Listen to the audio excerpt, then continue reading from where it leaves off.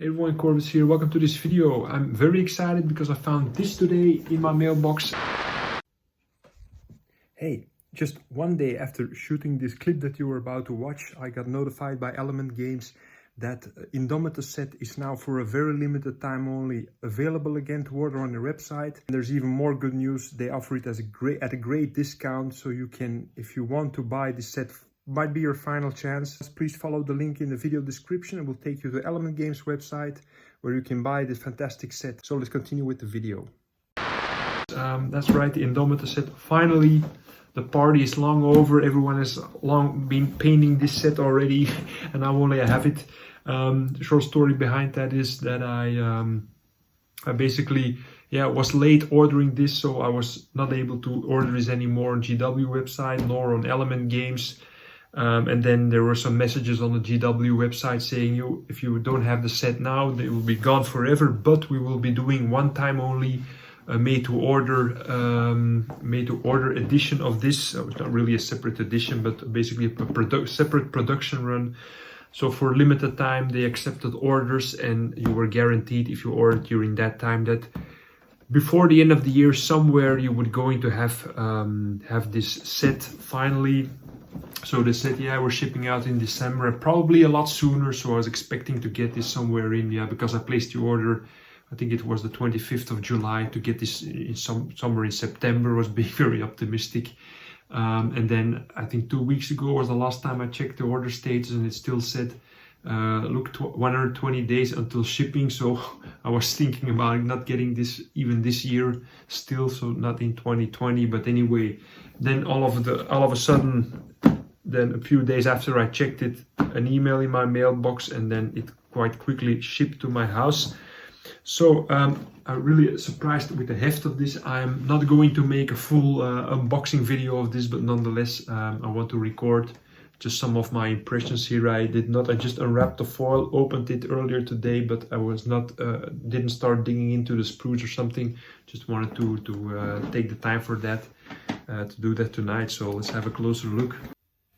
So like I said earlier, I'm not going to make a full unboxing video of this, just make some cuts, make some edits to make this short, because there are plenty of detailed unboxing videos which you've probably seen long ago, because this set has been out for a couple of months. But nonetheless, here we go. So pretty impressed by the bulk. Like I said, plenty of miniatures. There's a book in here, 368 page book. That's probably causing the heft, so really looking forward to getting that in my hands. I haven't seen it so far. As far as the unboxing experience goes, so far what I've seen is that they just put a sheet on there, like in the past. In the past there was more like a box in a box, like you had with some sets, and now they only have this sheet, which I think contains some very nice artwork. And then start digging into the sprues. So immediately quite impressed by the depth of this. I think there are 3-4 layers of sprues here. It's a kind of sprue that I did not see yet. So with the smaller or the thinner frames, something I did not see from GW, something new. Now these Necron sprues, they look very, very detailed. It's really time that they upgraded these figures, these Necron warriors.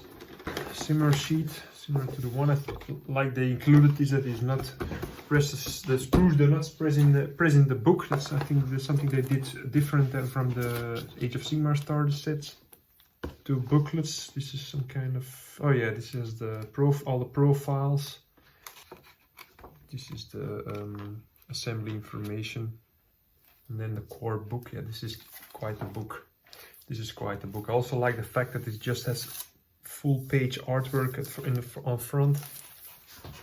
Briefly browsing through this, really impressed by the overall quality of the layouting. Everything is so colorful. This is really top quality product from GW again. Nice big decal sheet, bases, and they did not include any dice this time, no rulers. It's a bit of a surprise to me, but anyhow, most players, they don't really use it. Putting everything back in, I must say, I'm again really impressed. I think they really stepped up their game once again. The entire package is again one level higher than the latest Age of Sigmar starter set, I think, especially the fact that they put the sleeves in between the sheets, I mean, to protect the sprues from all sides. Just the amount of miniatures you get, so amazing stuff. So I've been doing a tiny amount of painting on the Nighthounds, just base coating some of the ropes, not so much. I'll show you in the next section probably an update on that.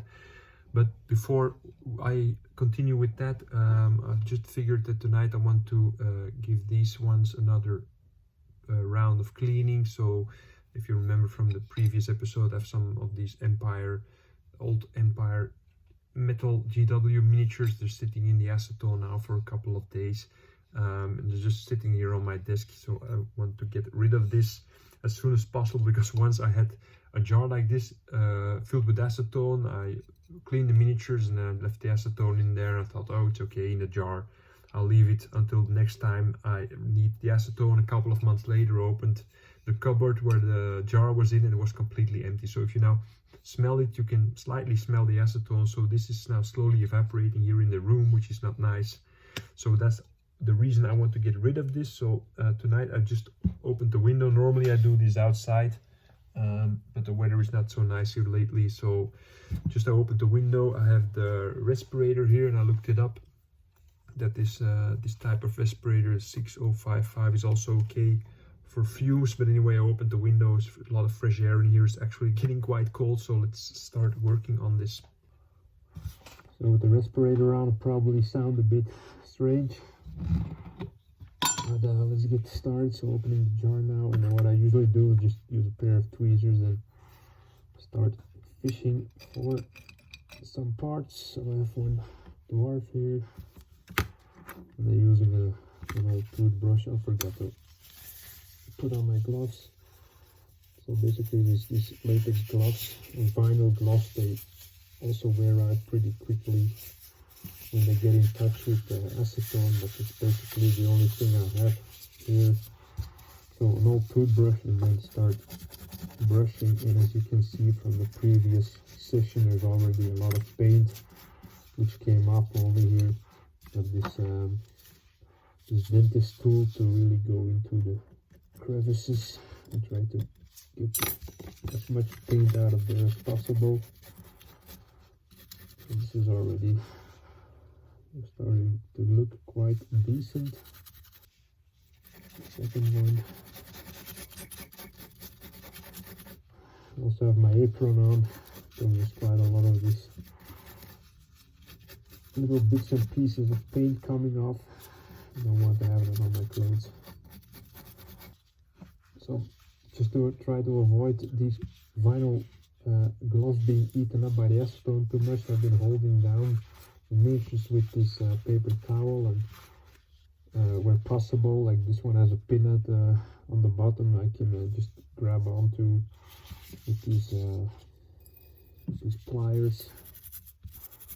As you see, I'm just dipping the toothbrush into the acetone to apply a bit more, and so far the paint is coming off quite nicely.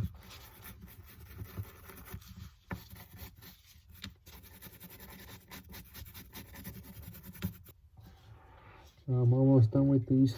I just want to say, if you're into these old metal miniatures, you would like to buy them off eBay and they're painted. I mean, as long as they're metal, you buy a cheap bottle of acetone, a glass jar that's clean, that's all you need, an old toothbrush, and most of the times the paint comes right off.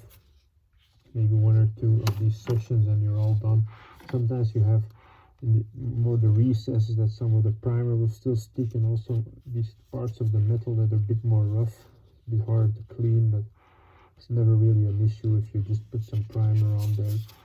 Just be sure to go into the recesses with a tool like this, or you can use, maybe it's even better, works better using a toothbrush or something, just to make sure that these gunks of paint is built up a bit, because the brushing, you clean it off there, but really if you get most of it off, put a fresh layer of primer on there, because after this I will just use some dishwashing liquid on this and rinse it very well, so everything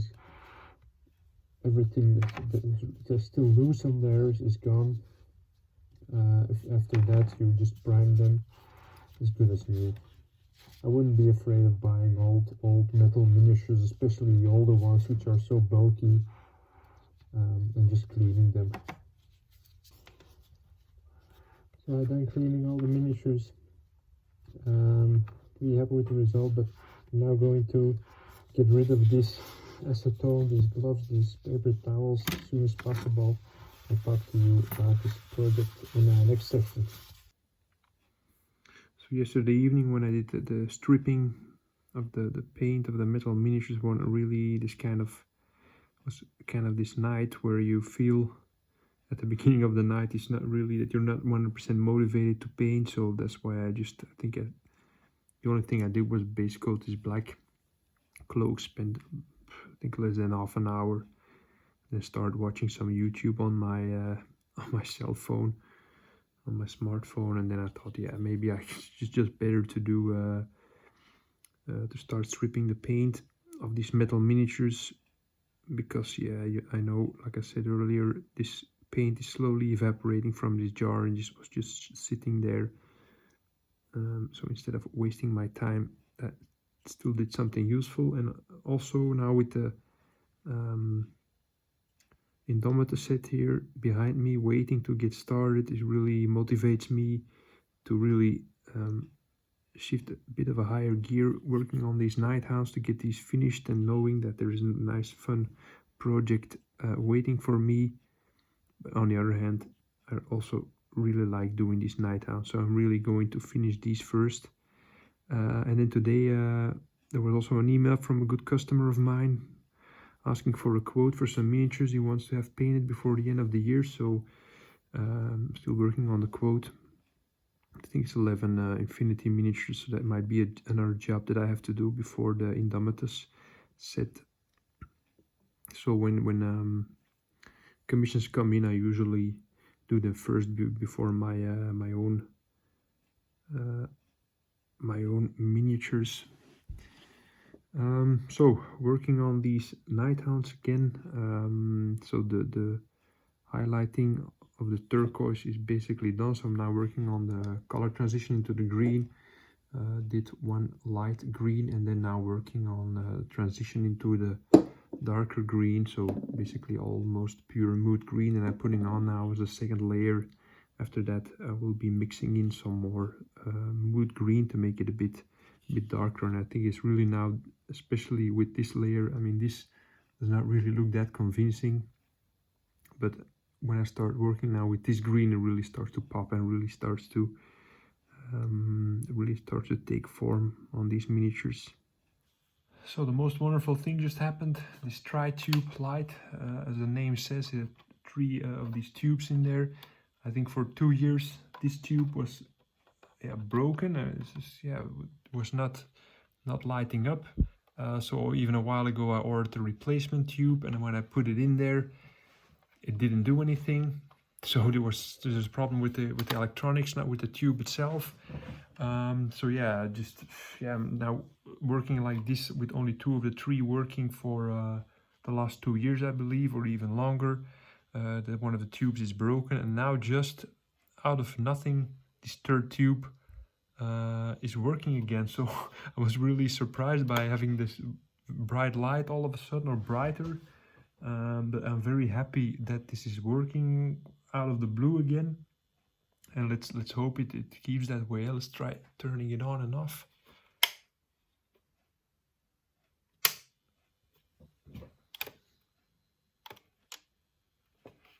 It's still working, so let's hope it's the same tomorrow. But for now I'm going to continue painting a bit with this light.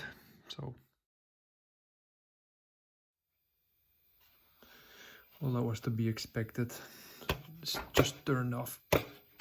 This 3rd tube again turned off, so too bad, I guess.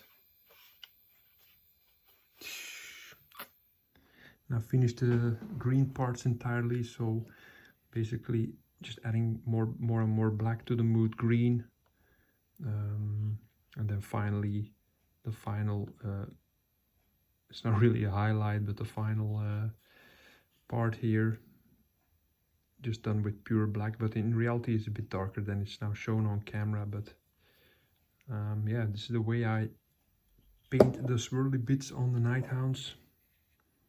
Just do a bit of a transition from the turquoise to the green and then all the way to the black. So pretty happy with the results so far. So next step will be painting these bone parts, so these skulls, and then these ribs, and at the same time doing some of these flesh tones on the riders themselves. And after that, the black cloaks and metallics, stuff like that, start finishing this up. So the bulk of the work is already done, and then of course we have these sculpted bases on here, which probably going to soak up quite some work with it, because there are plants on there, stuff like that, skulls, a lot of details. We'd like to have just these regular sand base like I do with my Nighthounds, but these easy to build, or what they called miniatures, they came with the sculpted bases. So that's something I will do probably in the next video. This is a good ending point.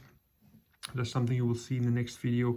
If you like this one, then please press the like button, really helps out this video and the channel.